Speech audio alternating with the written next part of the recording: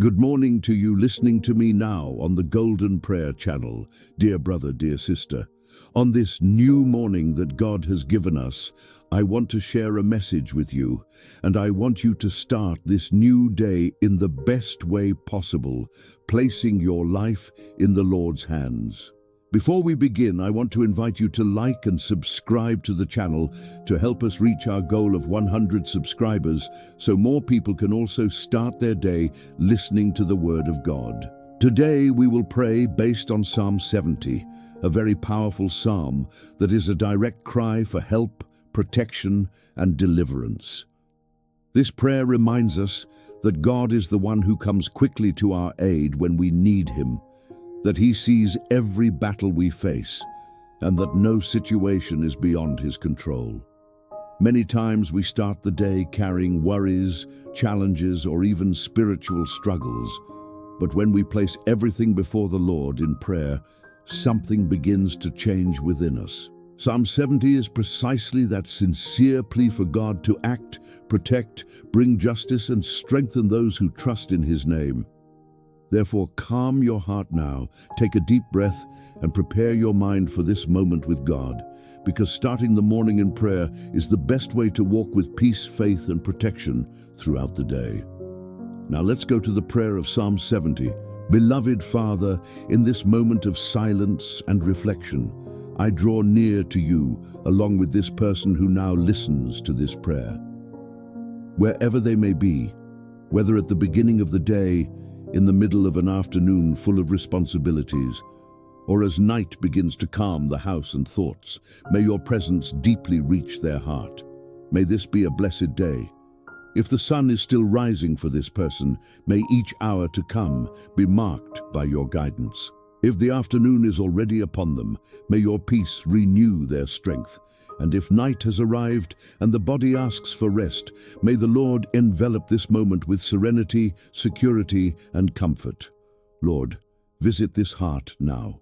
You know the story, you know the challenges, you know the joys and also the worries that perhaps no one else sees. I ask that your presence become real at this moment. May this person feel that they are not alone, that there is a living God who hears, who cares, and who answers. And as we begin this journey of prayer and reflection, may our minds be still, our hearts open, and may your word find space to bring direction, hope, and rest.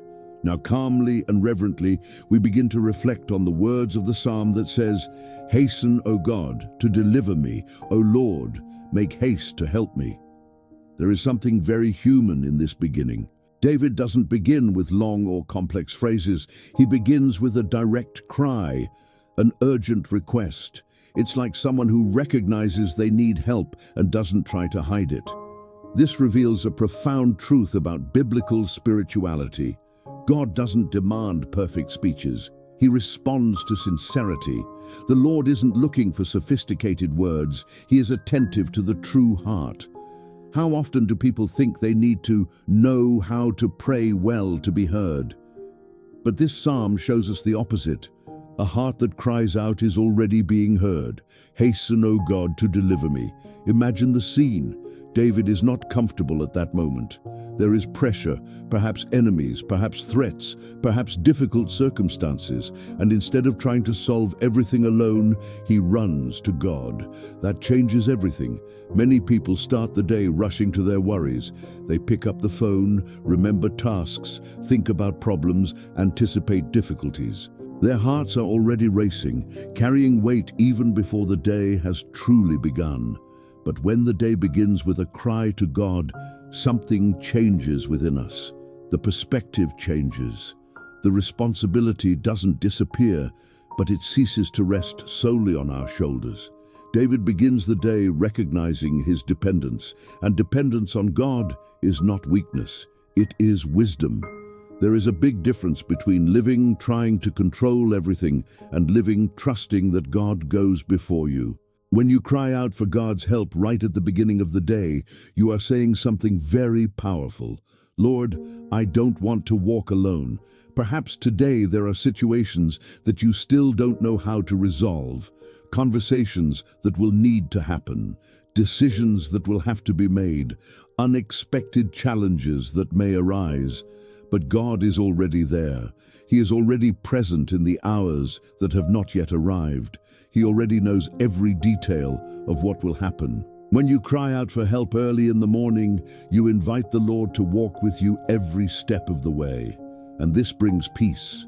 It doesn't mean everything will be easy, but it means you won't face anything alone. There's also something very beautiful in the urgency of this request. David says, "Hurry." This shows that we can be honest with God about our need. We don't need to pretend to be calm when we are distressed. We can say, "Lord, I need you now." God is not offended by our urgency. On the contrary, he draws near to the heart that recognizes its dependence. Perhaps you woke up today with some weight on your mind. Perhaps there's a worry trying to dominate your thoughts. Perhaps there's a situation that seems bigger than your strength. But this psalm reminds us that the first reaction of the heart can be to run to God. Before trying to solve everything alone, before becoming overwhelmed, before worrying excessively, cry out. Because when God goes before you, the path becomes different. He opens doors you couldn't open. He protects you from situations you didn't even realize. He gives wisdom in decisive moments. Starting the day by asking God for help is not just a spiritual act. It's a stance that changes how you live each hour, a heart that begins dependent, ends strengthened. Now, as you breathe deeply and allow this truth to enter your heart, transform it into prayer. Lord, on this new day, I cry out for your help. You know everything that lies before me. You know every responsibility, every challenge, and every decision I will need to face. Go before me, Lord. Prepare the way where I see no exit. Give me wisdom in my choices, patience in difficulties, and courage in moments that demand faith. Do not allow me to walk alone today. Guide my steps, guard my heart, and show me that your presence is with me in every moment of this day. As we continue reflecting on this psalm, we realize that David doesn't just ask for help in a general way. He begins to present to God what truly concerns him. He speaks about people who seek his life, about those who desire his downfall, about forces that rise up against him. This reveals something very important about the spiritual life. Many of the battles we face are not visible. Not every struggle appears before our eyes. There are emotional conflicts, tensions in relationships, internal pressures, thoughts that try to weaken us, environments that seem heavy, situations that demand wisdom and balance. David understood that the true battlefield is often beyond what we can see. That's why he does something extremely wise. Before facing these struggles, he surrenders them to God. He doesn't wait for the situation to worsen to pray. He begins the day already placing each battle in the Lord's hands. This completely changes the way we live. When a person enters a conflict already carrying fear, anxiety, or a desire to retaliate, their heart is agitated and decisions become hasty. But when someone enters a situation after surrendering everything to God, there is a different kind of peace. It's like walking knowing that the Lord is already acting. Perhaps today you have some invisible battles before you. It could be a difficult work environment. It could be a delicate family relationship. It could be a conversation that needs to happen and you don't know exactly how to conduct it. It could even be an inner struggle. Thoughts that insist on bringing insecurity or discouragement. These are real battles, and the psalm teaches us something precious. You don't have to carry them alone. David asks that those who wish him harm be confounded. This doesn't stem from revenge, but from trust in God's justice. He understands that the Lord is the one who can put everything in its place. When we surrender our struggles to God, we stop fighting with the wrong weapons. Instead of responding with irritation, we respond with wisdom. Instead of acting out of anxiety, we act with balance. Instead of trying to control everything, we rest in God's sovereignty. There is also a spiritual dimension that we cannot ignore. The Bible teaches that our struggle is not only against people, but often against invisible forces that try to generate confusion, division, and discouragement. That is why prayer is so powerful. When you pray, you are placing your life under God's protection. You are declaring that no opposing influence will have authority over what the Lord is guarding. Surrendering invisible battles to God first thing in the morning is like preparing the ground for the day. It is placing each situation in the Father's hands even before it happens. This generates confidence. You begin the day knowing that God has already received your concerns. He has already heard your cry. He is already working in ways that perhaps you do not yet perceive. Perhaps there are things that try to rise up against your peace. Perhaps there are words that have hurt, attitudes that have saddened, situations that seem unfair. But when you surrender everything to the Lord, you allow Him to be your defender, and God knows how to defend those who trust in Him. Now take a deep breath for a moment and imagine all the situations that could bring tension to your day being placed in God's hands, every worry being surrendered, every conflict being entrusted to the Lord's care, and transform this into prayer. Father, I surrender to you all the struggles I may face today. You know every situation even before it happens.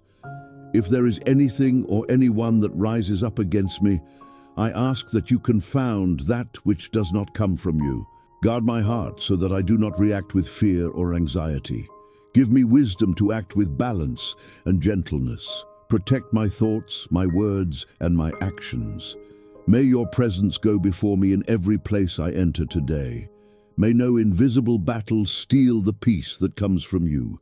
I place this day in your hands and trust that you are taking care of everything. As we continue meditating on this psalm, we notice a detail that at first glance may seem small, but reveals a very profound reality of human life. David mentions those who say, "Aha, aha," against him.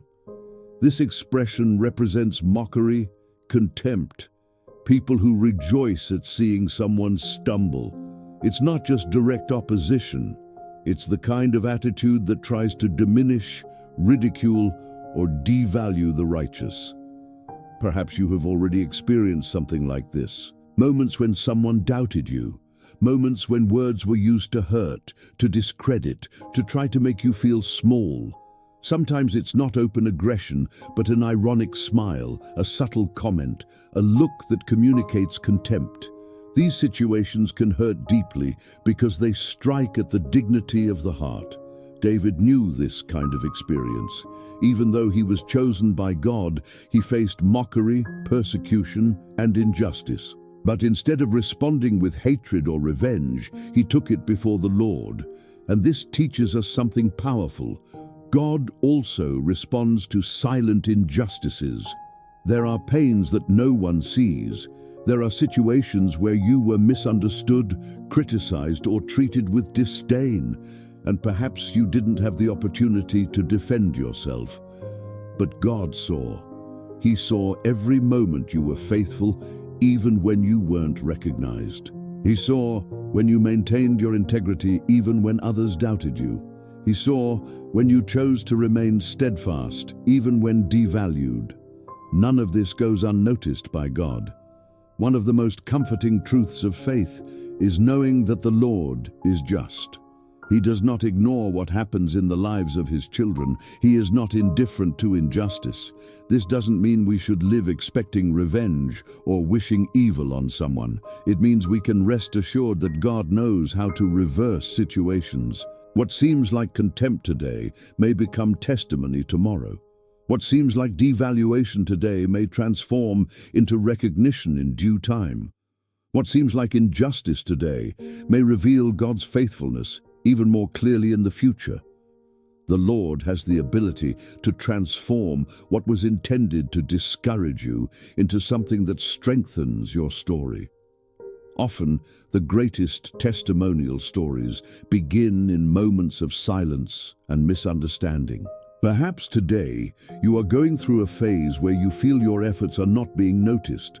Perhaps someone has judged you unfairly. Perhaps you have heard words that tried to diminish your journey. But remember, God sees everything. He sees the heart that remains faithful even when no one is watching. He sees the honesty of those who choose to do what is right, even when it would be easier to give up. And in due time, He acts. The God of the Bible not only comforts the wounded, He also establishes justice. He transforms scenarios. He changes stories. He honors those who trust in Him. That is why David does not allow mockery to determine his identity. He takes it to the Lord and continues to trust. This can also be your choice today. Instead of carrying the weight of injustice, surrender it to God. Instead of trying to prove your worth to everyone, rest assured that God already knows your heart. He knows who you are. He knows your intentions. He knows your faithfulness. And when God decides to act, what seemed like humiliation can become a testimony. Now, as your heart absorbs this truth, transform it into prayer. Lord, transform any evil planned against me into a testimony of your justice. You know the situations I have lived through, the words I have heard, and the moments when I felt devalued. I place all of this in your hands. I don't want to carry resentment or a desire for revenge. I want to trust that you see all things. If there was injustice, may your justice prevail. If there was contempt, may your honor be manifested in due time. Strengthen my heart to remain faithful and use my story to show that those who trust in you are never abandoned. As we continue through this psalm, we realize that David continues to touch on a very sensitive reality of human life. He mentions again those who mock, who say, "Ha, ha," as if rejoicing to see the other in difficulty. It is the kind of attitude that tries to diminish, ridicule, or expose someone in a moment of fragility.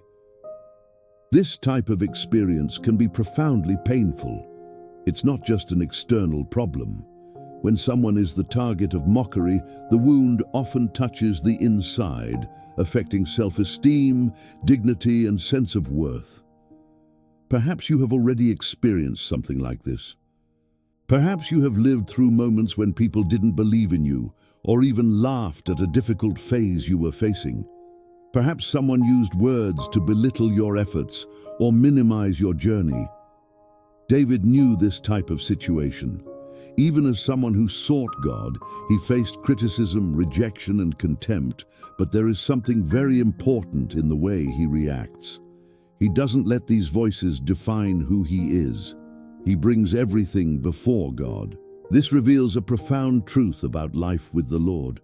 God can reverse difficult situations. What seemed like humiliation can become learning. What seemed like shame can be transformed into testimony. What seemed like an end point can become just a chapter in a larger story. Often, when we are in the midst of a difficult situation, it is almost impossible to imagine that something good can come from it. The pain seems too great, the injustice seems too heavy, the shame seems too deep. But God has a perspective that goes beyond the present moment. He sees what is still being built. He sees what that experience can produce in the heart. He sees the strength that is being formed in silence. And often the Lord uses exactly what seemed humiliating to reveal His glory even more clearly. How many stories in the Bible begin in scenarios of contempt and end in testimonies of faithfulness? Joseph was despised by his own brothers before becoming an instrument of provision for many. David was underestimated before being recognized as king. Christ himself was rejected by men, but through this, God brought salvation to the world. This teaches us something powerful. The momentary opinion of people does not determine the destiny God has for you. When someone mocks, criticizes, or despises, it may seem that it has power over your identity. But the truth is that your value is not in people's words. Your value is in God's eyes. He knows your heart. He knows your intention. He knows your faithfulness even when no one notices. Therefore, do not allow criticism or mockery to define who you are. Human voices may waver, they may be unfair, they may be hasty, but God's voice is constant. And when He speaks about you, He speaks with love, with truth, and with purpose. Perhaps there is a situation in your life that brought shame or embarrassment. Perhaps something didn't happen as you expected. Perhaps you went through a time when you felt exposed or misunderstood. But God can transform that story. He can use this very moment to strengthen your faith, mature your heart, and reveal something new about His faithfulness. What seems like a burden today may become a story you tell to encourage others tomorrow. What seems like a fall today may reveal God's grace, lifting you up stronger tomorrow. Because when God enters a story, nothing is without purpose. Take a deep breath for a moment and allow this truth to reach your heart. No word of contempt has greater authority than God's word over your life.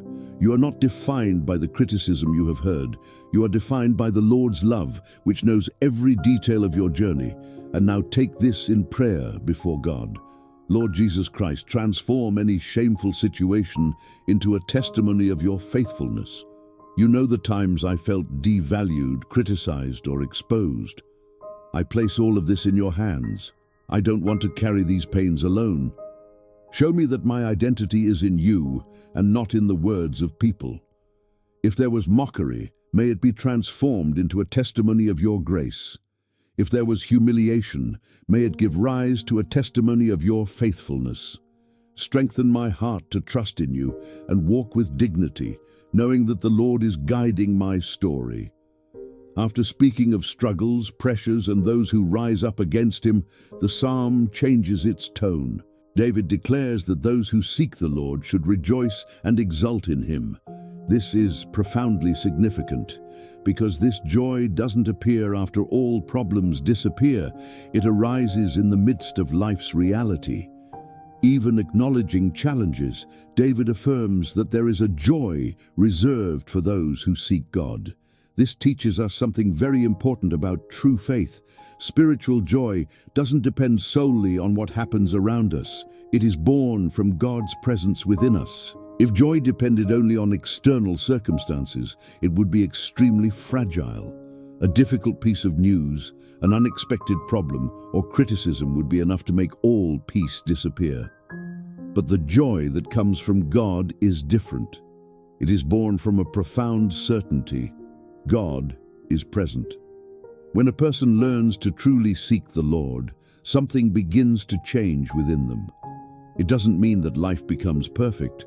It means that the heart finds a safe place where it can rest. David doesn't just say that we should seek God. He says that those who seek the Lord should rejoice. This shows that the very act of seeking produces transformation. When you turn your thoughts to God, when you speak with Him, when you meditate on His promises, when you acknowledge His presence, something begins to happen within. Anxiety begins to lose its power. Fear begins to diminish. The heart begins to grow stronger. The presence of God brings joy because it reminds us that we are not alone. Perhaps today there are responsibilities before you. Perhaps there are decisions, commitments, challenges, or even worries that have not yet been resolved. But above all this, there is a greater truth. God is with you. And when the heart understands this, a silent, deep, stable joy is born. It's not a noisy joy based only on happy moments. It's a joy that remains even in ordinary days. A joy that springs from the confidence that the Lord walks beside you.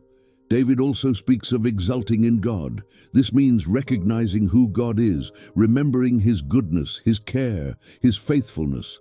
When you start the day remembering these truths, something changes within you. Your heart stops focusing only on problems and begins to see the evidence of God's grace as well. Perhaps you are breathing right now, and that is already a gift. Perhaps there are people you love. Perhaps there are small blessings that went unnoticed in the rush of the day. God's presence helps us see life with a deeper perspective. It reminds us that even amid struggles, there are still reasons to be grateful, reasons to trust, reasons to continue. Starting the day remembering God's presence is like adjusting the direction of your heart. It's focusing on what truly sustains our lives. Because true security is not in controlling everything, but in knowing that the Lord is present at every step of the way. Now, take a deep breath for a moment and allow this truth to fill your heart. God is here. He is near. He is listening. He is caring. And that presence is the greatest source of joy anyone can experience. Now turn this reflection into a prayer. Holy Spirit, may my joy today come from your presence and not from circumstances. Teach my heart to seek you above all things. When worries try to dominate my thoughts, remind me that you are with me. May I find joy in speaking with you, in trusting in you, and in walking, knowing that the Lord directs my steps. Fill my heart with a joy that does not depend on the situations around me, but that springs from the certainty that your presence accompanies me at all times this day. There's a difference between someone who merely receives something and someone who learns to value what they've received. When David speaks of loving God's salvation, he's talking about a heart that recognizes, perceives, and remembers the times the Lord has already acted. This kind of spiritual memory transforms how we face the present. Often, anxiety grows because the mind focuses only on what hasn't happened yet. The person looks to the future full of questions and forgets to look back and realize how many times God has already cared for them. But when someone learns to love God's salvation, they begin to develop a different perspective on their own history. They begin to realize that there were times when there seemed to be no way out, and yet God opened a path. There were days when the heart was heavy, and somehow the Lord brought comfort. There were situations where strength seemed small, but God sustained them. Perhaps at that time you didn't fully understand what was happening. Perhaps only today is it possible to look back and realize that there was an invisible hand guiding every detail. To love God's salvation is to cultivate this awareness. It is to recognize that your life is not just a sequence of random events. There is a God who is involved in the story of those who trust in Him. When this truth begins to be part of how you see life, something changes profoundly within your heart. Gratitude grows, trust grows, and anxiety begins to diminish. Because those who remember yesterday's care learn to trust more in today's care. Perhaps you are facing something you don't yet know how it will end. Perhaps there are unanswered questions at this moment, but look at your story for a moment. How many times have you been sustained without fully realizing it? How many doors have opened at the right time? How many difficult situations have been left behind? Each of these experiences is a small reminder of God's faithfulness. And when you learn to value these memories, they become fuel for your faith. They remind the heart that the God who cared yesterday is still present today. He who sustained you in other phases of life will not abandon you now. David knew this. That's why he speaks of those who love God's salvation. People who recognize the Lord's action and allow that memory to strengthen their walk. Perhaps now is a good time to do just that, to remember, to recall, to give thanks. Allow your mind to return for a moment to times when God showed care in your life. Perhaps an answered prayer, perhaps a deliverance, perhaps an unexpected provision, perhaps a strength that appeared when you thought you couldn't go on. Each of these memories is evidence that God has already been working in your story, and if He has already been, He will continue. This spiritual memory creates a firm foundation to face the day ahead. Instead of living dominated by anxiety, you begin to walk with gratitude and confidence, because the same God who has cared so many times is still caring. Now transform this reflection into a prayer before the Lord. Lord, help me to remember all that you have already done for me. Many times I focus on the worries of the present and forget the countless ways you have cared for my life. Open my eyes to recognize your faithfulness throughout my history. May each memory of your care strengthen my faith today. When anxiety tries to dominate my thoughts, remind me that you have been with me in so many moments. Teach me to love your salvation, to value each intervention of your love, and to trust that you will continue to guide my steps with the same faithfulness as always. At first glance, one might think that this phrase speaks only of a lack of resources or an external condition. But when we look more closely, we realize that David is talking about something much deeper. He is acknowledging his spiritual dependence. David was a king. He had authority, position, responsibilities, and experience. Even so, before God, he does not present himself as self-sufficient. He doesn't say he can solve everything alone. He doesn't try to show strength. On the contrary, he presents himself with humility. I am poor and needy. This phrase reveals spiritual maturity. In the world we live in, people often feel pressure to appear strong all the time, to demonstrate control, absolute security, independence. There is almost an expectation that someone successful doesn't need help. But the Bible presents a completely different perspective. In spiritual life, recognizing one's own need is not weakness. It is wisdom. Those who think they don't need God close their hearts to divine guidance. But those who recognize their dependence open themselves to receive guidance, strength, and grace. David understood that no matter how much experience he had, no matter how many decisions he needed to make, no matter how many challenges he faced, he still needed God in every detail. And this attitude completely changes the way someone lives. When a person starts the day thinking they need to solve everything with their own strength, the weight becomes great. Each problem seems like an overwhelming responsibility. Each decision seems loaded with pressure, but when the heart recognizes its dependence on God, something changes. The person understands that they don't need to carry everything alone. They understand that they can ask for wisdom. They understand that they can ask for guidance. They understand that there is a God who cares about every step of the journey. David was not ashamed to acknowledge his need. On the contrary, he transformed this recognition into prayer. Perhaps today you too are facing situations that require wisdom, conversations that need to be conducted carefully, decisions that can influence the future, responsibilities that demand balance. No one can handle all of this perfectly alone.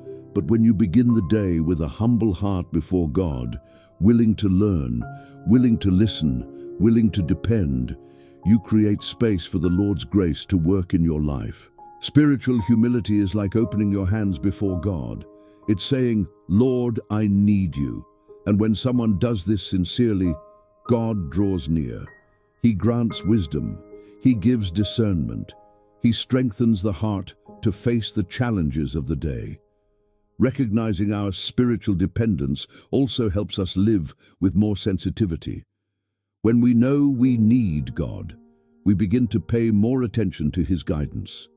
We begin to notice small signs of care, small answers, small directions that arise along the way. The humble heart learns, the humble heart grows, the humble heart is strengthened. Perhaps now is a good time to simply acknowledge before God what David acknowledged. We need Him. We need His wisdom to make decisions. We need His strength to face challenges. We need your peace to keep our hearts balanced. We need your grace in every detail of life. And when we make this declaration sincerely, something profound happens. The weight of self-sufficiency disappears. The heart finds rest in dependence on the Lord. Take a deep breath for a moment and allow this truth to settle within you. You don't have to walk alone. There is a God who is willing to guide every step when you humbly seek Him. Now take this in prayer before Him. Lord, I acknowledge that I need you in everything. Just as David declared himself poor and needy before you, I also acknowledge my dependence on your grace. Give me wisdom to make the right decisions today. Give me humility to learn, patience to wait, and discernment to choose the paths that please your heart.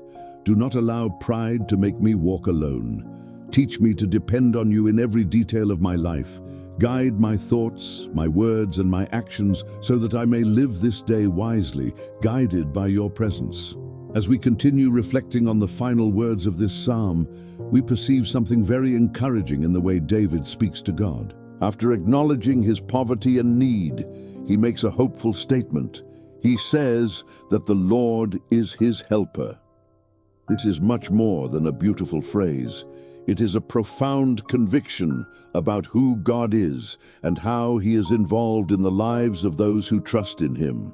David doesn't speak of a distant God, observing human life from afar.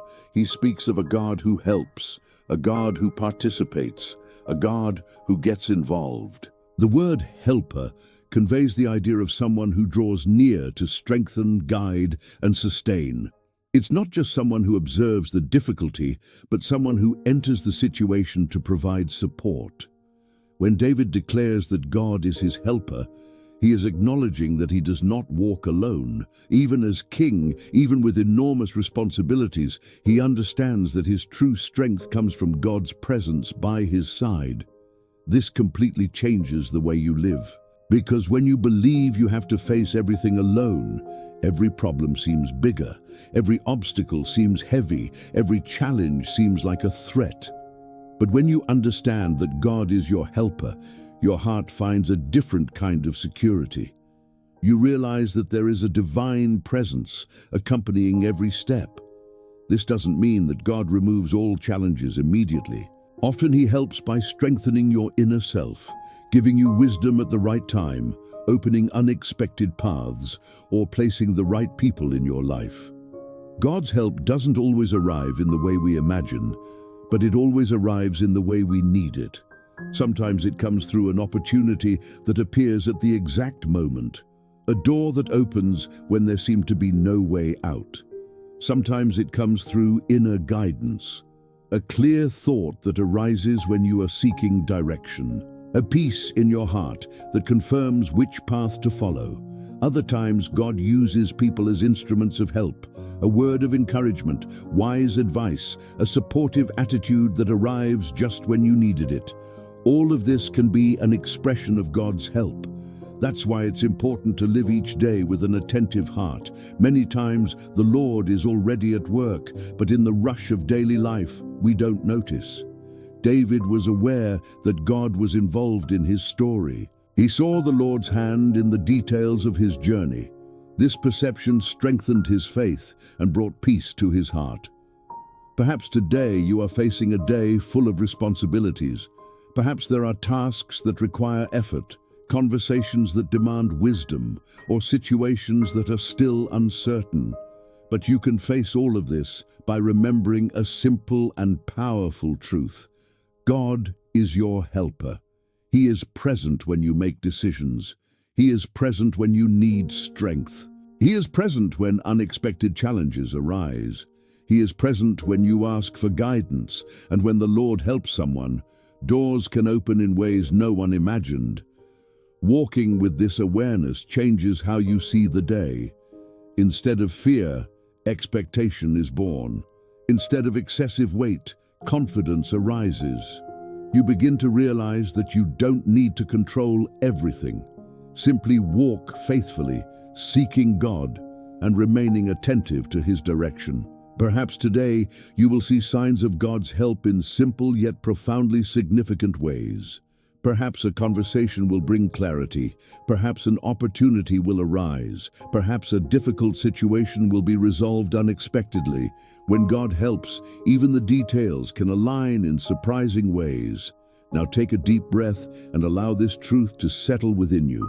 The God who created the heavens and the earth presents himself as a helper to those who seek him. And now transform that confidence into prayer. God, be my helper today. You know every challenge I may face, every decision I will need to make, and every responsibility before me. I ask that your presence go with me every step of the way today. Open doors that no one else can open, close paths that are not for me. Direct my thoughts so that I may have wisdom. Sustain my strength when I feel weary. May I perceive your hand acting in the opportunities, in the conversations, and in the details of my path. Walk with me, Lord, and show me that your help is present in every moment of my life. As we continue on this journey of prayer and reflection, the psalm arrives at a statement that carries a very profound spiritual force. David not only calls God a helper, but also a deliverer. This word reveals something essential about who God is. A deliverer is someone who not only observes the difficulty, but who has the power to free someone from a situation of imprisonment, oppression, or danger. When David uses this expression, he is acknowledging that there are situations from which only God can truly liberate a person. In life, there are problems that we can solve with effort, with planning, with human wisdom. But there are also invisible prisons that no human effort can completely break. Prison of negative thoughts that repeatedly return to the mind. Prison of fears that try to dominate the heart. Prison of worries that steal rest and tranquility. Prison of emotional pressures that make someone feel they are carrying more weight than they can bear. David knew that these realities exist, and he also knew that God has the power to bring complete liberation. Many people think of deliverance only as protection from physical dangers, and indeed God also protects, guards, and delivers from external situations. But the liberation that comes from the Lord goes far beyond that. God also liberates the inner being of the human being. He liberates the mind that was dominated by anxiety. He liberates the heart that was imprisoned by fear. He liberates the soul that was tired of carrying worries. Perhaps today you woke up with many thoughts occupying your mind. Perhaps there are worries that seem to insist on returning. Perhaps there are emotional pressures that try to steal your peace even before the day has fully begun. But the psalm reminds us that God is a liberator. This means that you can surrender to the Lord not only your external circumstances, but also what happens within your heart. God cares about what you feel. He cares about your thoughts. He cares about the weight you sometimes try to carry alone. And when you place all of this before Him in prayer, something begins to happen inside. The presence of God begins to bring clarity where there was confusion. The peace of God begins to calm what was agitated. Confidence begins to replace fear. This doesn't happen because problems disappear instantly, but because the heart begins to rest in God's care. The Lord is able to free the mind from what imprisons it. Perhaps you have already experienced moments when worry seemed to dominate your thoughts. But when you surrendered that situation to God, peace began to emerge little by little. This is one of the ways in which God exercises His liberation. He removes the excessive weight from the heart. He reminds you that you don't have to carry everything alone. He shows that life is in His hands. When David declares that God is his liberator, he is affirming that no situation has the final word on his life. The Lord is the one who has the last word. And this truth can also reach your life today. If there is something trying to steal your peace, God can bring liberation. If there is persistent fear, God can bring courage. If there is constant worry, God can bring rest. Liberation begins when the heart decides to trust. Now take a deep breath for a moment and imagine your worries being placed in God's hands. Every heavy thought being surrendered, every fear being entrusted to the Lord's care. And turn that into a prayer. Deliver me, Lord, from everything that might steal my peace today. You know my thoughts even before I speak them. You know the worries that sometimes try to dominate my mind. I surrender all of this to you. Free my heart from fear, anxiety, and any emotional weight that does not come from you. Fill my mind with your peace and your truth. May I walk this day with confidence, knowing that the Lord is my helper and also my deliverer.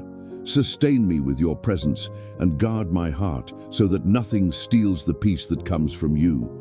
As we reach the end of this moment of reflection and prayer, we return to the final words of the psalm. David concludes his cry by reaffirming something that has been present from the beginning. He again asks God to hasten to help him. This detail reveals much about the psalmist's faith. He began by crying out for help and ends by reaffirming that confidence. It is not an empty repetition. It is a declaration of faith. It is like someone who knows exactly where to look when they need direction. David does not end his prayer lost in doubt. He ends by looking to God with expectation. This teaches us something precious about how to start the day. When someone begins the morning seeking God's presence, something very important happens internally. The heart finds a firm foundation. The mind aligns. The emotions find balance. It's like building the foundation of a house before raising the walls. If the foundation is firm, everything that will be built throughout the day rests on that spiritual base. Many decisions we make during the day are influenced by how our hearts began the morning. When we start rushing, worried, anxious, and disconnected from God, the rest of the day often follows the same rhythm. But when we begin in prayer, something changes. The presence of God becomes the starting point.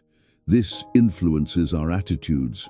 It influences our words. It even influences how we react to unexpected situations. Morning prayer is not just an isolated spiritual moment. It's like adjusting the direction of the heart before embarking on the day's journey. It's at this moment that you remember who is in control. It's at this moment that you surrender your worries. It's at this moment that you ask for wisdom before making decisions. And when the heart does this sincerely, the entire day is lived with a different awareness of God's presence. David knew he needed this help continually. That's why he says again, "Lord, hasten to help me." This is not desperation. This is dependence. It's recognizing that the best way to live is to walk with God by our side every step of the way. Perhaps many things are yet to happen today. Some you expect, others will be completely unexpected. But when you surrender your day to God, you don't enter those hours alone. The Lord goes before you. He prepares encounters. He speaks at the right time. He opens doors. He closes paths that could bring problems. He strengthens your heart when weariness arises. He brings peace when something tries to generate worry. And often, at the end of the day, you realize that God has been taking care of details you didn't even imagine. Therefore, ending this prayer by surrendering the day into God's hands is an act of trust. It's like saying, "Lord, I did what I could in this moment. I sought you. I surrendered my worries to you. Now I continue trusting that you will guide every step. May this be a constant practice in your life. May each morning be an encounter with God, a moment to align the heart, renew faith, and remember that there is a Father who cares for every detail of the journey. Now let's conclude this prayer together. Beloved Father, I completely surrender this day into your hands. Everything before me, every commitment, every decision, every challenge, and every opportunity I now place under your care. Guide my thoughts so that I may think wisely. Guide my words so that I may speak with grace and truth. Guide my actions so that I may live in a way that honors your name. Go before me, Lord. Prepare the paths I cannot yet see. Protect me from all evil, from every trap, and from everything that could divert my steps. Fill my heart with your peace so that I may not be overcome by anxiety. Give me sensitivity to perceive your direction throughout the day. If you open a door, may I have the courage to enter. If you show me a different path, may I have the humility to follow it. Sustain my strength when I feel weary. Renew my hope when difficulties arise, and remind me at all times that I am not alone, because your presence walks with me. May everything I do today be guided by your presence and your wisdom. May my choices reflect your love. May my actions bring peace, and may my life be a testament to your faithfulness. I trust in you, Lord. I trust in your care. I trust in your guidance. And I trust that this day is safe in your hands. Amen.